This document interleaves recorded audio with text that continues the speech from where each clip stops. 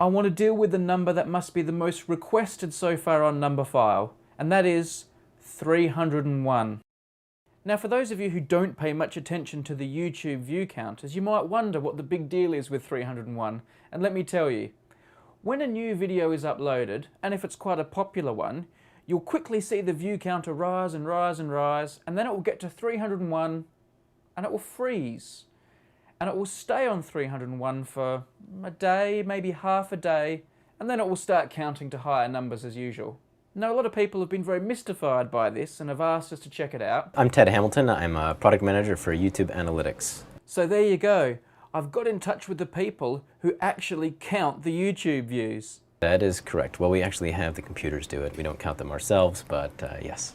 So before we get to this whole 301 malarkey, what is a view on YouTube? I've always wondered, is someone just pressing play counting as a view? Well, that's actually a bit of a YouTube secret. A view should be a video playback that was requested by an actual user who got what they were intending to get and had a good user experience. We think of views as a currency, and therefore we have to make a significant effort to eliminate counterfeit views, if you will.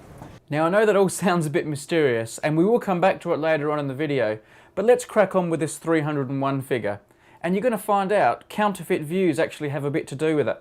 But the next thing we need to realise is when you watch any video, like this one for example, you're probably not all watching it from the same server.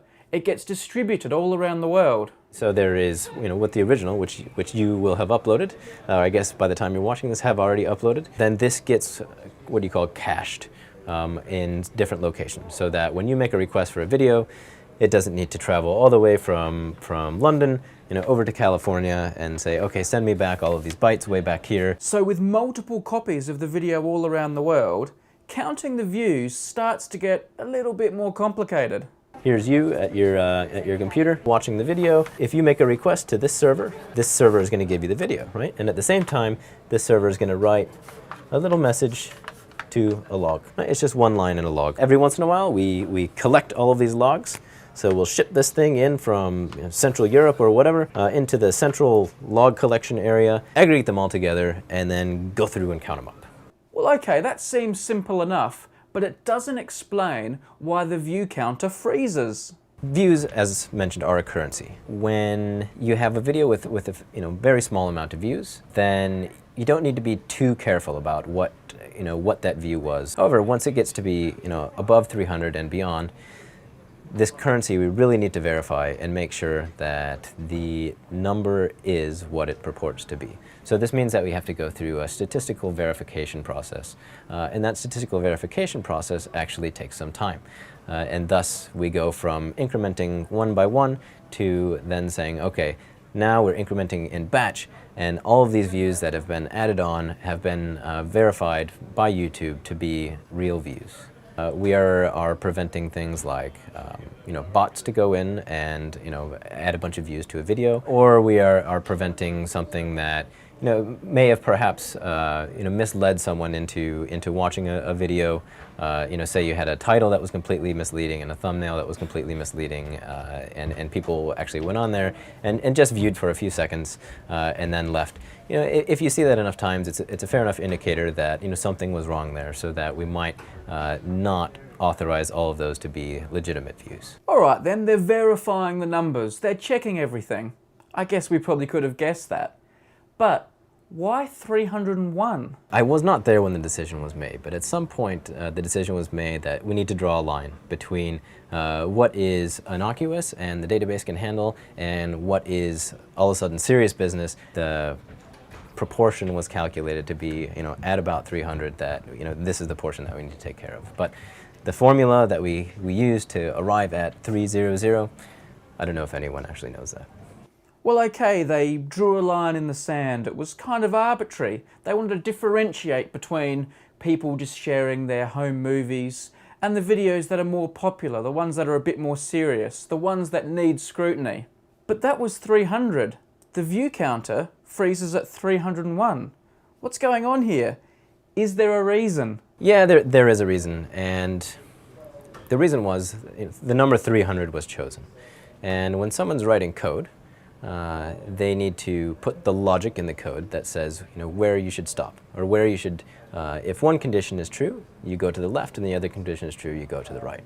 Now, this condition can be written like this. If the view count is less than 300, then go ahead and add 1 to the view count. Otherwise,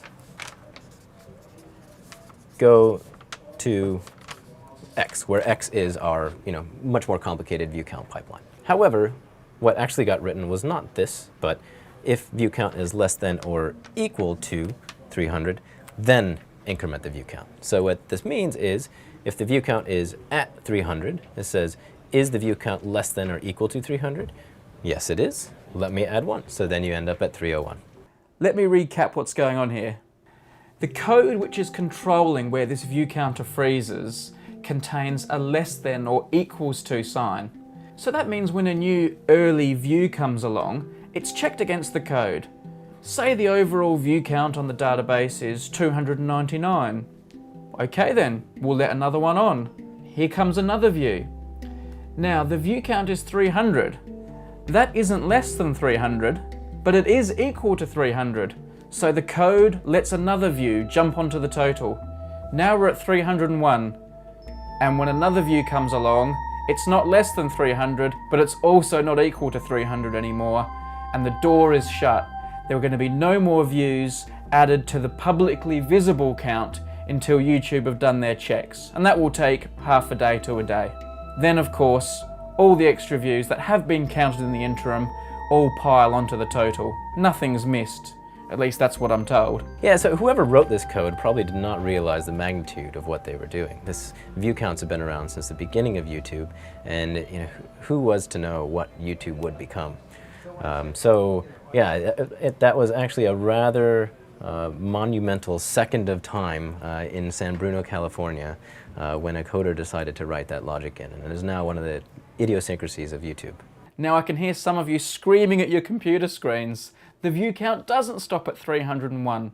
Sometimes it stops at 302, or 305, or 310. What's going on there?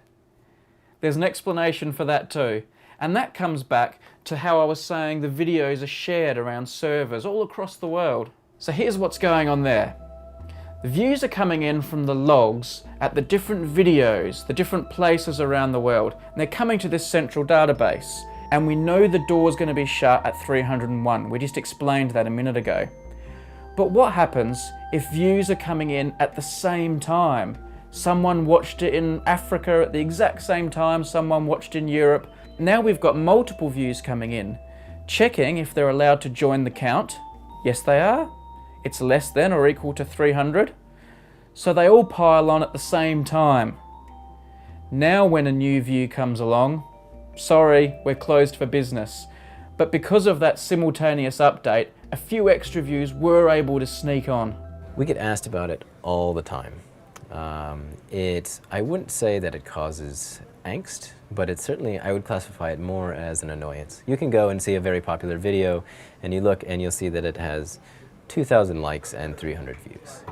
That's a little bit interesting. Well, the issue there is that we don't put the likes through the same rigorous process, and likes are far fewer in magnitude, so our systems can handle them more easily.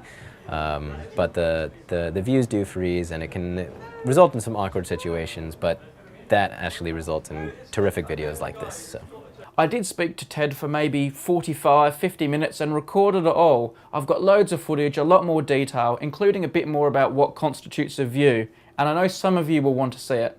I haven't had time to edit it all just yet, but stay tuned because I'll be uploading that to Numberphile in the near future.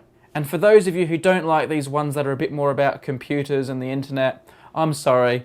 Numberphile is always unpredictable, and I promise next time it might be something you enjoy a bit more. At this point you can go wild, right? How many arrows do you want? So the next one, let's say we did 3 to the power of, to the power of, to the power, arrow, or whatever you want to call this. 3, well that